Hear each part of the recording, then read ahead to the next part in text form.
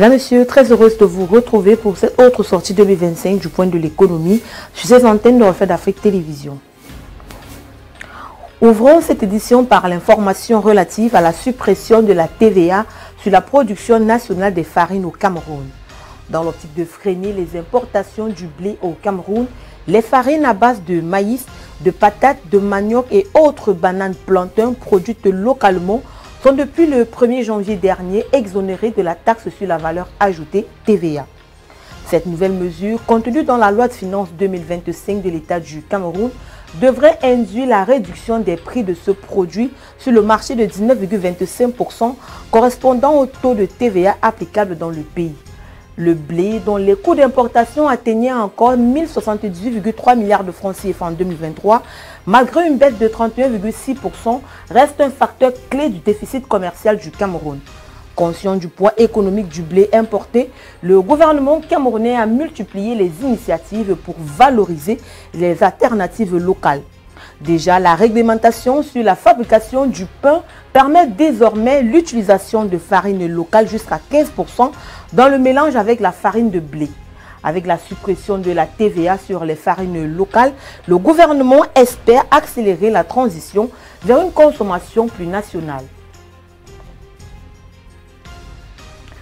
Selon le ministre camerounais des Finances, Paul Motazé, le Cameroun devrait mobiliser 1144 milliards de francs CFA de recettes douanières en 2025.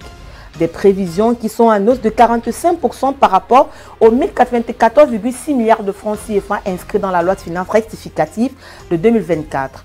Pour atteindre cet objectif, la Direction générale des douanes compte sur l'application de certaines mesures à l'exportation, notamment le taux de droit de sortie applicable au bois ouvré taxé à 5% de la valeur free on board de l'essence.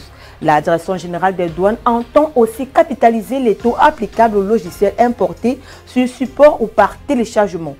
Ceux-ci, classés à la deuxième catégorie du tarif extérieur commun, s'élèvent à 10% lorsque ces logiciels sont déclarés spontanément au double dans le cas contraire. Au Tchad, les opérateurs économiques réclament de l'État le paiement d'une dette intérieure estimée à plus de 2000 milliards de francs CFA. Une dette qui s'est accumulée depuis plus de 10 ans et qui asphyxie le secteur privé.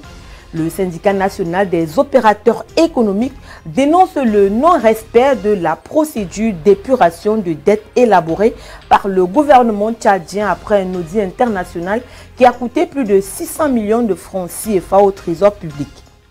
Selon les syndicats des opérateurs économiques, plus de 200 entreprises ont déclaré faillite en mettant au chômage une centaine de leurs employés à cause du non-paiement des dettes intérieures qui ont plombé leurs finances. En 2020, le ministre des Finances tchadien a eu le quitus par un décret pris en Conseil de ministres pour l'exécution du plan d'apurement de la dette intérieure, notamment le paiement annuel de 110 milliards de francs CFA sur 6 ans.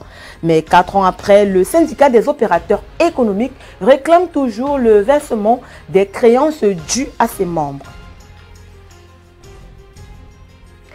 Après avoir mobilisé 1000 milliards de francs CFA de recettes en 2024, l'Office togolais des recettes OTR s'est fixé pour objectif de mobiliser 1210 milliards de francs CFA en 2025. Cette prévision marque une progression de 8% par rapport aux objectifs de 2024 fixés à 1113 milliards de francs CFA dans la loi de finances rectificative. Sous la direction du commissaire général, l'administration fiscale devra ainsi contribuer à plus de 50% du budget global 2025 et l'a évalué à 2397 milliards de francs CFA. Les fonds collectés par l'OTR auprès des contribuables viendront renforcer le budget général en recettes budgétaires. Dans le détail, le commissariat des impôts se chargera de mobiliser 595 milliards de francs CFA et celui des douanes et de droits directs 613 milliards de francs CFA. Avec des stratégies consolidées des résultats probants de 2024, l'OTR début 2025 avait pour ambition et détermination.